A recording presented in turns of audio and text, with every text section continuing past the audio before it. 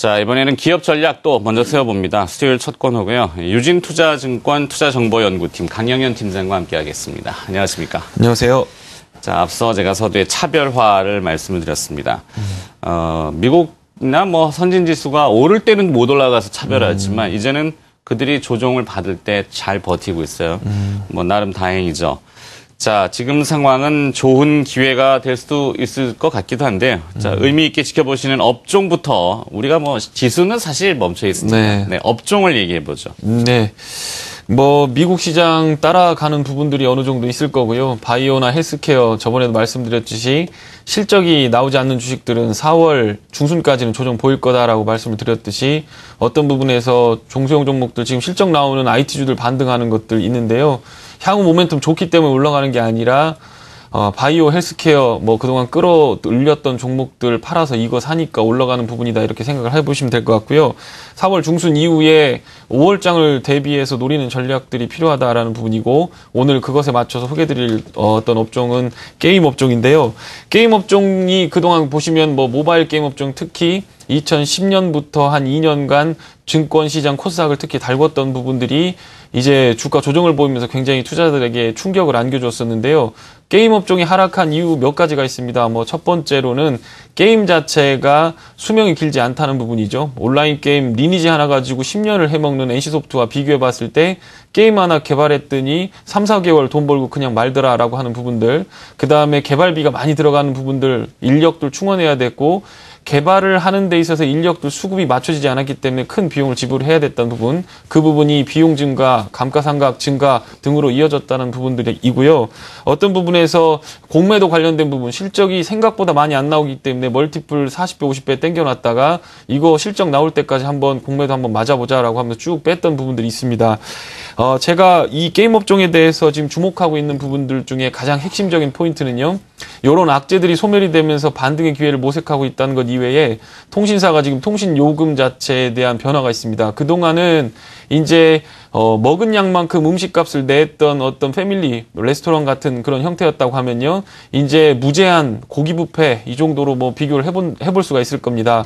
요금 자체를 조금 더 내면 동영상이든 뭐든 LTE 요금제를 무제한으로 쓸 수 있다라는 부분인데 정부가 보조금 관련된 부분에서 과당 경쟁이 있는 통신사들에게 규제를 가하면서 그 부분이 영업 추진 전략이 좀 바뀌게 되었고요. 그동안 정량제로 사용하던 부분에 있어서 정액제로 변화가 있었다라고 한 부분들은 게임 업체들한테는 굉장히 큰 변화가 일어난다는 부분인데요. 그냥 고기 뷔페를 생각하면서 사장 입장에서 생각을 해본다면 통신사 입장에서 봤을 때는 사람들이 너무 많이 사용하게 되면 적자를 보는 상황인데 고기 뷔페 주인들도 사실은 돈을 법니다. 뭐 10명 중에 100명 중에 1명 정도 있는 많이 먹는 사람들, 뭐 씨름 선수라든가 뭐 특히 위가 큰 사람들 빼놓고는요. 뭐 전반적으로 봤을 때 사람들이 자기 먹는 양의 20% 이상을 더 먹지 않더라라는 부분인데 통신사도 사실 그거와 굉장히 유사한 구조를 가지고 있습니다. 5만 원짜리 요금제를 쓰고 있는 사람들이 LTE 2기가 3기가를 준다고 하더라도 대부분 자기 용량을 다 못 쓰는 그런 부분이었는데요.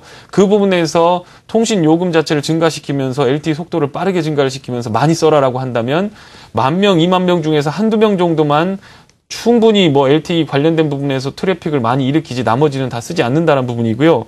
이게 핵심적으로 게임 업종에 영향을 미치는 건 그동안 캐주얼 게임이라고 할 수 있죠. 잠깐 시간 때우기 위해서 지하철역에서 와이파이로 연결해서 했던 게임들이 이제 MMORPG라고 하는 부분으로 옮겨갈 수 있는 초석이 마련됐다는 건데요. 통신을 하다가 자꾸 접속이 끊긴다거나 요금이 과다하게 징수가 된다거나 하면 할 수 없는 게임이 바로 MMORPG 게임인데요. 게임 업종 입장에서 봤을 때는 이 MMORPG는 현금을 차곡차곡 쌓아가고 꾸준하게 유저들을 자기의 어떤 사업 영역 안에 가둬놓을 수 있는 그런 부분이다라고 보시면 될 것 같습니다. 그래서 올해 LTE 요금제에 있어서 정액제가 도입이 됨에 따라서요. 요 관련된 게임 업종 중에서 요 플랫폼을 가지고 장사를 해먹으려고 게임을 개발했던 업체들에 대해서는 지금쯤 한번 보셔야 된다라는 부분으로 말씀을 드리고요.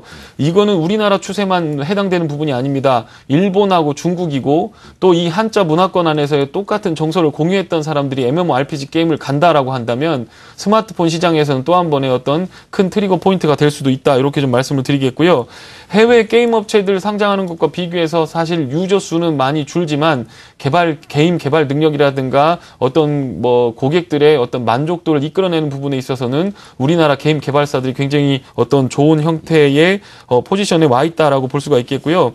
지금 주식시장을 억누르고 있었던 부분들, 게임 산업 규제 관련된 부분에서 계속 브레이크를 밟았습니다. 사실은 모바일 게임에 대한 규제보다는 온라인 게임에 대한 규제가 맞는 부분인데 그 부분들에 대해서도 대통령께서도 얘기를 했듯이 조금 합리적인 부분으로 규제를 하겠다라는 부분에서 주식시장에서 어떤 부분에서는 조금 숨통을 트여줬다라고 보실 수가 있겠고요. 컴투스가 최근에 낚시하는 게임 하나 잘 만들어갖고 상한가 2방 들어갔습니다. 그런데 앞으로 모바일 게임 관련된 부분에서 나왔을 때 이미 그 게임 업종들에 대한 주가는 이미 반영을 하고 있을 거기 때문에요. 향후 좋은 게임이 나올 수 있을 만한 업체를 선별하셔서 그걸 미리 사놓는 전략도 나쁘진 않아 보인다. 이렇게 말씀을 드리겠고요. 아까 말씀드린 대로 가격 조정이 충분히 돼 있던 부분, 감가상각 때문에 이익은 충분히 났음에도 불구하고 2013년도 재무제표에 순이익이나 영업이익이 그다지 좋지 않았던 부분들은 지금 1분기, 2분기 정도의 게임주를 사시는 분들에게는 좋은 기회가 될 수도 있겠다라는 부분으로 요 전략적인 업종을 한번 소개를 해드리도록 하겠습니다. 네. 오, 한달음에 훅 오셨어요, 또 오늘, 그죠? 자, 게임을 좀 정리를 한번 해야 되죠. 게임을 바라보는 우리의 시선이 과거하고는 분명히 달라졌습니다. 이 전통적으로는 뭐 40, 50대의 우리 중장년층들, 과거에도 오락실이라는 문화가 분명히 있었죠. 네. 근데 게임은 문화를 여가를, 그러니까 시간 남으면 했던 그런 과거의 형태에서 이제는 생활의 일부로 분명히 들어와 있고 네. 그것이 좀 더 보편타당화 되려는 모바일 게임이나 이렇게 가려면은 데이터 문제가 분명히 있었는데 네. 통신사가 정량제에서 정액제, 굉장히 큰 의미가 있더라고요. 네. 뭐 좀 하려 그러면 데이터 초과했다 그래가지고 맞습니다. 큰일 났네 이랬는데 네. 좀 요금이 합리적으로 바뀌면서 게임이라는 것이 분명히 생활의 일부로 들어와 있는 것이 현실이고 그것이 주식시장에 투영이 되고 있고 게임 관련 산업이 달리 보여진다. 이게 이제 정리죠. 네. 자, 업종을 정리해봤습니다. 이것은 큰 시류의 변화이고 앞으로도 그렇게 지속될 가능성이 있는데 그중에 오늘은 그럼 탑픽이라고 해야 될까요? 뜨거운 기업을 하나 좀 봤으면 좋겠습니다. 네, 뭐 이미 아까 말씀드린 대로 게임빌이 사실은 주가가 먼저 올랐기 때문에요. 사실은 선두로 달렸던 부분은 맞습니다. 모바일 게임에 있어서는 게임빌하고 컴투스 그룹이 가장 특화되어 있는 업체인 건 맞고요. 이제는 그룹핑이 돼가고 있습니다. 위메이드 조이맥스 그룹, 그 다음에 아까 말씀드린 컴투스 게임빌 그룹, 그 다음에 포커 게임을 중심으로 했던 넷마블과 관련된 그런 그룹으로 뭐 이어져 있는 부분이고요. 라인을 타고 들어가서 그동안 매출을 일으키는 부분들에 대해서 굉장히 민감해 있기 때문에요. 먼저적으로 본다 그러면 컴투스나 게임빌 쪽으로 가시는 것이 맞는 것 같다라는 부분이고, 다만 종목별로 봤을 때 오늘 소개해드릴 종목은 조이맥스인데요. 우선 조이맥스를 갈 때는 다른 게임 업종과는 다르게 현금이라든가 재무 구조가 굉장히 탄탄한 기업이다라는 부분을 먼저 말씀을 드려야 될 것 같고요.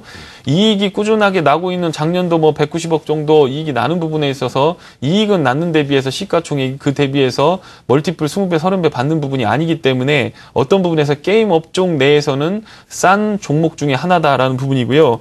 그동안 뭐 게임비를 게임 개발비 관련된 부분이나 인력 구조조정 관련돼서 위메이드 쪽으로 인력 재조정을 하면서 이제 수익이 많이 발생을 하게 되고 매출만 터져준다고 하면 비용을 줄여놓은 상태에서 이익이 극대화될 수 있는 상황에 이 회사는 직면해 있다라고 하는 부분들을 말씀을 드려야 될 것 같고요. 2014년 하반기까지 총 10개 정도의 게임이 출시가 될 건데 그중에는 윈드러너 2를 포함해서 예전에 윈드러너 1이 1000만 어떤 소비자를 유혹을 했던 부분인데 윈드러너 2를 포함해서 모바일 게임에서는 상대 경쟁사들이 눈여겨보고 있는 게임들이 출시가 이루어질 것이다라고 하는 부분이고요.